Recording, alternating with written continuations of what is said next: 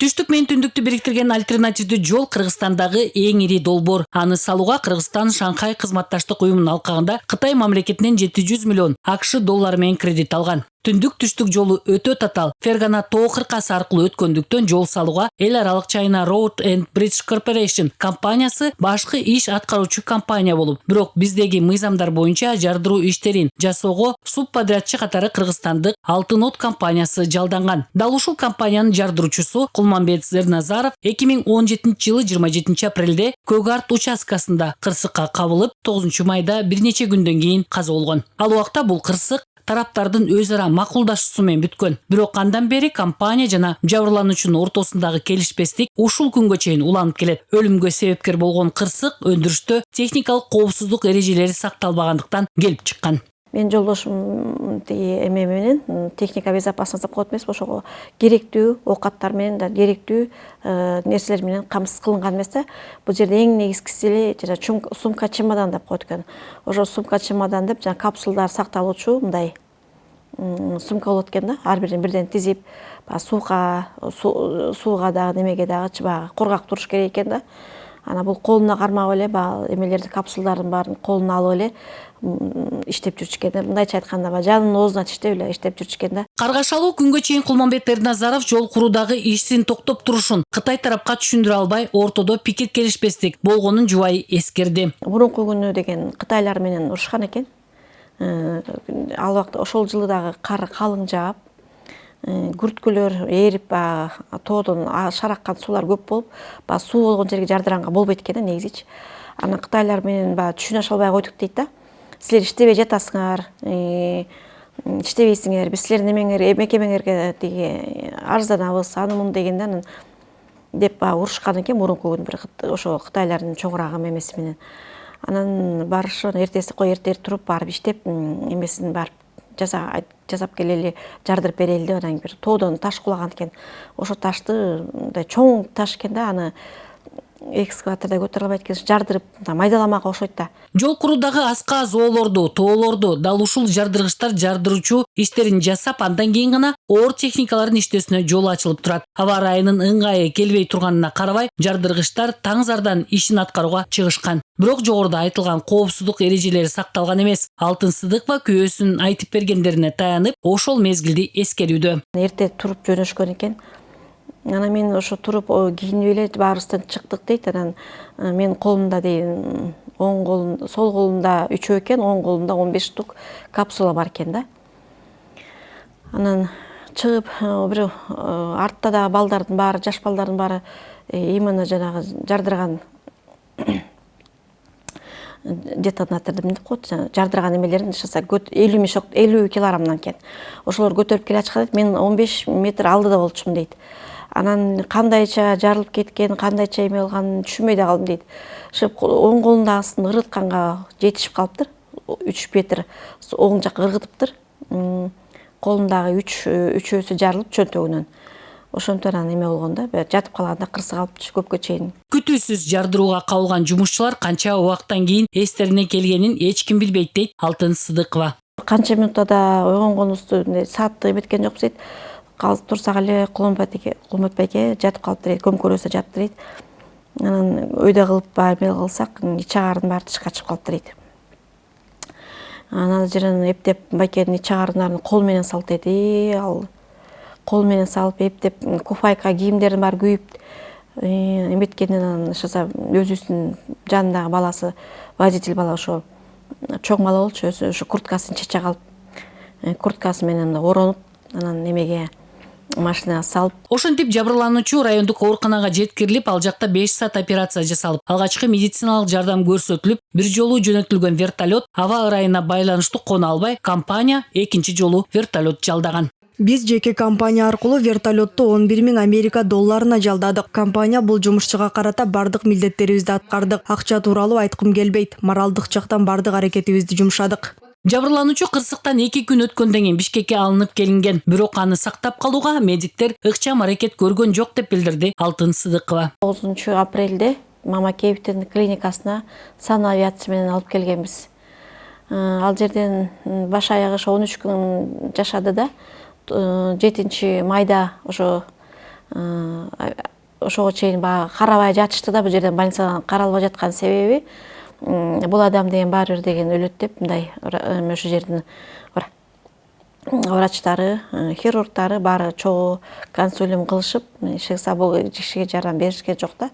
Эгер жардам берип калса, ал киши аман калмак болуш керек. Кулманбет Эрназаров каза болгондон кийин Алтын От компаниясы менен Алтын Сыдыкованын ортосунда өз ара келишим 12-июнда 2017 жылы түзүлүп, бири-бирибизге добуз жок деп макулдашылган. Бул убакта мен багы өзүм жаңгыз болгондуктан мындай мага эч ким кеп кеңеш бергенде киши болгон жок. Мен өзүм акылымда жеткен жок. Эмне үчүн энди ошо Бадыкеева бизге боору ооругандай болуп чуркап жүрдү да. Эже деп элечи. А мен чын эле ошо Бадыкеева ишенип аттым да. Деп элечи баары орду менен закон түрүндө болуп атат го деп эле ишене бергем да. А бирок чындагы эме кылганда ал өзү үчүн гана чуркап жүргөн экен да. Өзүнүн жанагы күнөө эмесин баарын жаап жүрүптүр да. 2017 жылы 12-июнда өз ара келишүү документине кол койгонбуз. Ага ылайык Алтын эжеге 2.520.000 сомдук компенсация төлөнгөн. Бул Кыргызстан профсоюздар федерациясынын комиссиясы чыгарган актыга ылайык бардык эсептер эске алынган. Бирок убакыт өткөндөн кийин кайра сотко берип, күйөөсүнүн пенсиясын киреше катары кошуп, ага дагы кошумча 964.000 сом кошумча акчаны накталай берген акты мына колумда турат. Мындан тышкары 4 жыл бою кызын Нарын мамлекеттик университетинде окуусуна контракт төлөп турдук. Быйыл эле майда окуусун аяктады. Ал убакта компенсацияны төлөө, өз ара макулдашуу, номер 1 актыдагы чечимдерди талдап түшүнгөн эмесмин дейт жабырлануучу. Уже 7-8 айдан кийин өзүмө келе баштап, анан эме кылганда бир сурап көрөйүнчү деп эле бир барып сурадым да, бир эме адвокаттардан барып сурасам эле, жок, кандай кылчу эле, мындай ушундай айлык алып келчү эле, 35.000 сом алып келчү негизи үйгө алып келип берчү мага десем, анан бул жерде мындай болуп атпайбы дейт. Анан ошол боштон 2018 жылы май айдан башталды. Ровно бир жыл айдан башталды да. Биздин эмебизчи, талашыбыз, чырыбыз ошондон башталды. 200 тысяч и плюс 100 тысяч. 463 тысячи мы дали, просто вот эжешке помочь. Прибавьте сюда 2 520 и 964 тысячи. 3 947. Кроме того, что мы каждый месяц ей платим пенсию. 5 тысяч, да? Да. Каждый месяц. Татыгулова Чанар Сталбековна. 2012-2017 жылдар аралыгында Кыргыз Республикасынын өкмөтүнүн алдындагы өндүрүш коопсуздугу тоо кен иштери боюнча мамлекеттик көзөмөлдөө инспекциясынын экология жана техникалык коопсуздук боюнча башкармалыкта бөлүм башчы болуп иштеген. 2017 жылы 27 апрелде Алтын От жоопкерчилиги чектелген коомдун жардыруучусу Кулманбет Эрназаровдун өндүрүш маалында кырсыктын айынан өлгөнүнө байланыштуу түзүлгөн эң негизги номер 1 актыда 4 кишиден турган комиссиянын төрайымы катары төмөндөгүдөй жыйынтык чыгарган.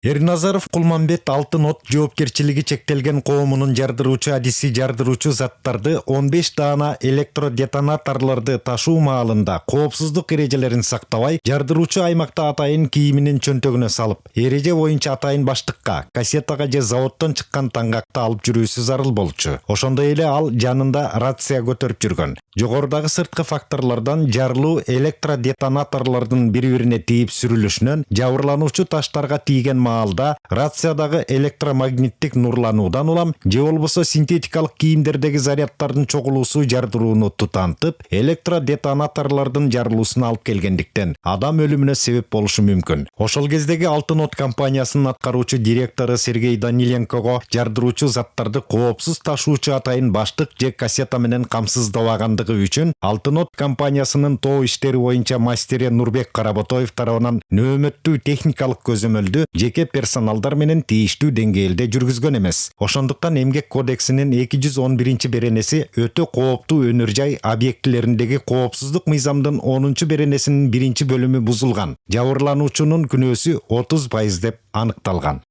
Номер 1 актыга ылайык Алтын От компаниясы 70% күнөөлүү болуп эсептелген. Анткени Кулманбет Эрназаровдон тышкары башка жумушчулар дагы жардыруудан коргоочу атайын баштык же кассета болгон эмес. Ошондуктан актыда компанияны жумушчуларды коргоочу каражаттар менен камсыздоо чечими чыгарылган. Эгерде ошол учурда коргоочу каражаттар жок болчу деп комиссия изилдеп, кырсык болгон жерди карап бүтүм чыгарса, ал сумканы албаса, анда ал жок болчу. Ошондуктан биздин компания 70% күнөөлүү деп таанылган. РСК банкы аркылуу Кулманбет Эрназаровдун эсептик картасына Алтын От жоопкерчилиги чектелген коомунан 2015 жылдын 25 октябрынан 2017 жылдын 25 октябрына чейинки мезгил аралыгында бир нече транзакциялар жасалып, анда акча, айлык акы же болбосо кошумча салымдар деп которулуп турган. Эскерте кетели, жардыруу иштери жаз айынан күзгө чейин болгондуктан дал ушул мезгилде Алтын От компаниясы акча которуп, көп учурда бир күндө 2 транзакция жасалып, сумма 20 миңге жана 12 миңге бөлүнүп берилген. Эрназаровдун эсеп картасына толукталып турганын көрүүгө болот. Эмесе 2 жыл аралыгында 12 жолу акча которууда Эрназаровго 2 миллиондон ашык каражат которулган. Демек, Эрназаров аялы айткандай 15 миң сомдон эмес, айына орто эсеп менен 2 сумманы кошкондо 32 миң сомдон айлык алып турганбы? Дал ушул жерден эки тараптын пикир келишпестиктери башталат. Ушул убакка чейин баягы бадыке менен кармашып келген эме күнөөсү ошол бул жерде деген ошо алып жүргөн, иштеп жүргөн маянасын деген ачыкка чыгарбай, булар деген 15 миң сомду мисалы үчүн карточкага которсо, 20 миң сомду через кол коюп, через ведомо салышчу экен да, кол коюп алышчу экен да. 15 миң сомдун ошо эмесин карточкага которчу экен, РСКга которчу экен. Биздин ошо талашыбыз, ошого чейинки урушубуз, экөөбүздүн бүтпөгөн урушубуз компенсация тарабы болуп атат. Сиз билесизби, мен юрист эмесмин. Бирок Эрназаровдун жубайы компенсация менен макул болбосо, анда 2 миллион 520 миң сомду кайра кайтарып берип сотко бербейби? Бирок ал кайтарып бербейт да. Демек ал келишим менен макул. Тараптар бир нече соттук процесстерден өтүшкөн. Компенсация Октябрь райондук сотунда, андан кийин Бишкек шаардык сотунда каралып, биринчи инстанциянын чечимдери өзгөртүүсүз калтырылган. РСК банкы аркылуу жасалган транзакцияларда айлык акы кошумча салым деп көрсөтүлүп, ал жерде командировкалык чыгымдар деп жазылган эмес. Компенсация талашында Октябрь райондук сотунун судьясы, андан кийин Бишкек шаардык сотунун коллегиясы эмне үчүн тоо-кен жол курулуш тармагында өтө кооптуу адис жардыруучу болгону 15 миң сом алат деп күнүмөн санашкан эмес. Ошоп деле көрдүк, баарын ачык айтып, мына Финполго соттун анда финансовый полиция деп коет экен, ошого да бердик. Алга ошомо алган айлыгы маянасы тууралуу справканы бизге далилдеп бергиле деп бардык эмеге Финполго 2018 жылы арыз берилген, июльда, 7 июльда берилген. Ошол убакта как раз Октябрьскийде анан шаардык сотто сот болуп аткан.